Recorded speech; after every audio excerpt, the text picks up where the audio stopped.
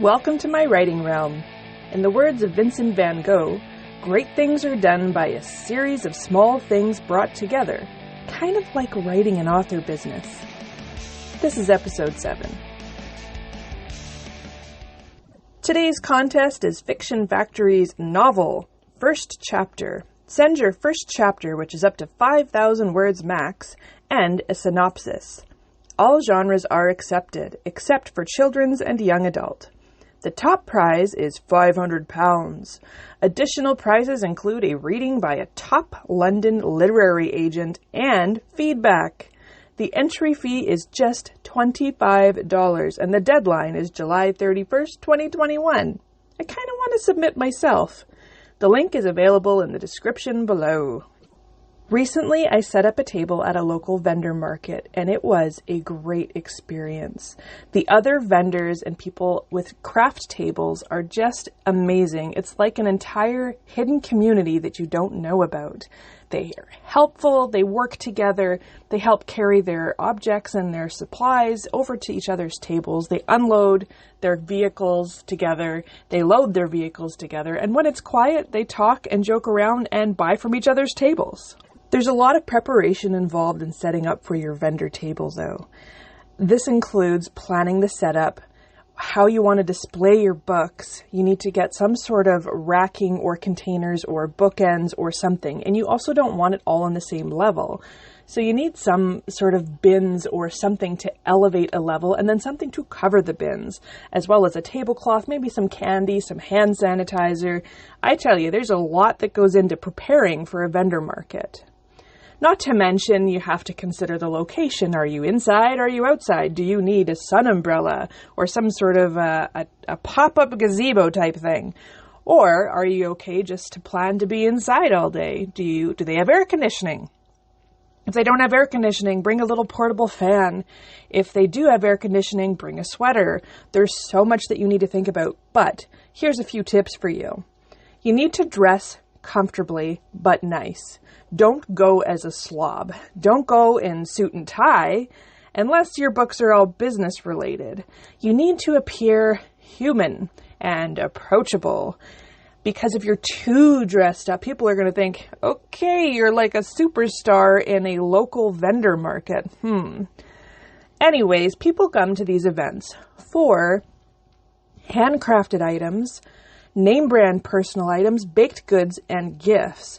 They aren't there to meet somebody who's dressed up all professional and fancy.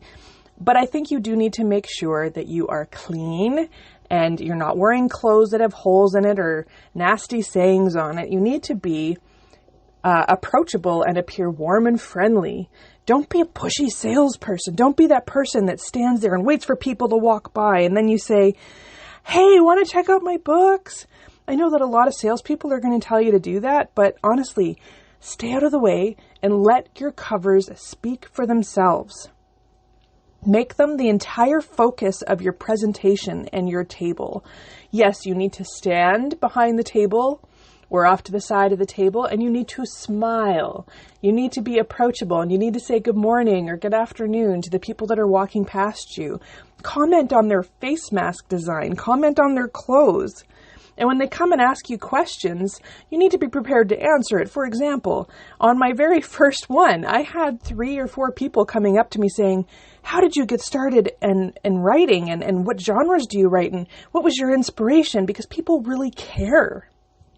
Another benefit is that people see you as a person and they get so excited when they find out that you're the author.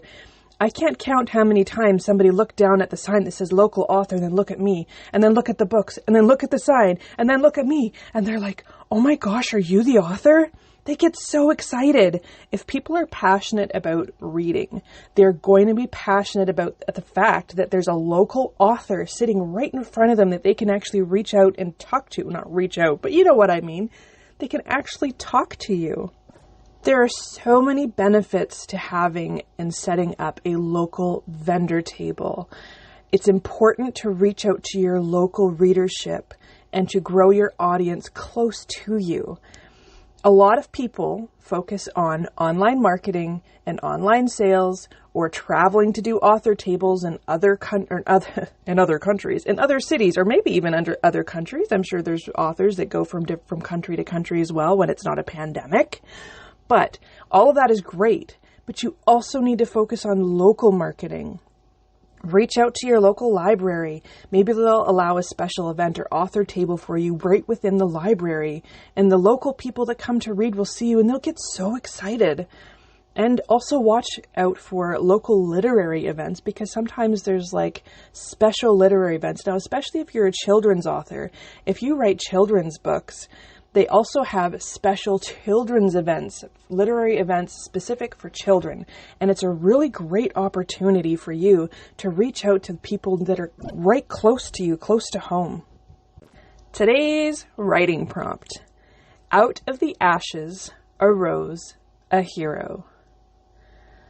Now, when I think about this writing prompt, I can visualize, I'm going to be honest, I'm visualizing this hot, sexy man, very muscular, long hair that's kind of messy in the back.